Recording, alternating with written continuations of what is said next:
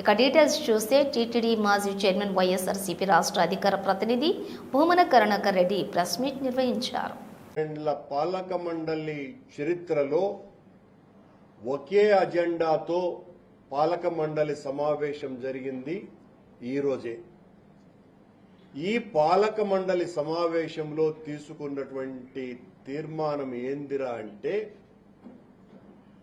అలిపిరికి అంటే శ్రీవారి పాదాల నుంచి 4 కిలోమీటర్ల ఆవల ఉన్నటువంటి ఏపీ టూరిజం శాఖకు సంబంధించిన 31 ఎకరాల స్థలాన్ని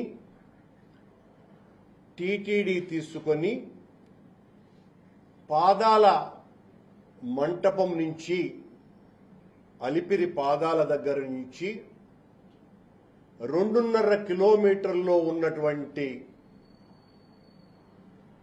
టీటీడీ స్థలాన్ని టూరిజం వాళ్లకు బదలాయించటం చాలా ఆశ్చర్యకరమైనటువంటి విషయం. ఇది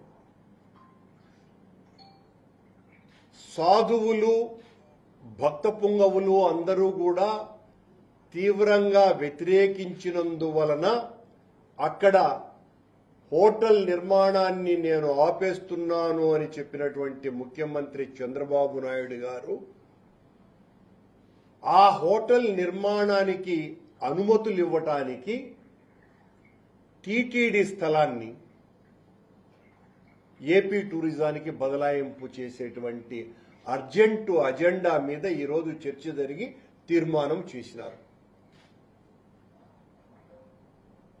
ఈ రకంగా ఏ కారణంగా అయితే పెద్ద ఎత్తున ఉద్యమం జరిగిందో, మా ప్రభుత్వం ఆ హోటల్కు అనుమతి ఇచ్చింది అని చంద్రబాబు నాయుడు గారు చాలా యాగి ఆయన ప్రతిపక్షంలో ఉండగా చేశారో, అదే చంద్రబాబు నాయుడు గారు అదే హోటల్కి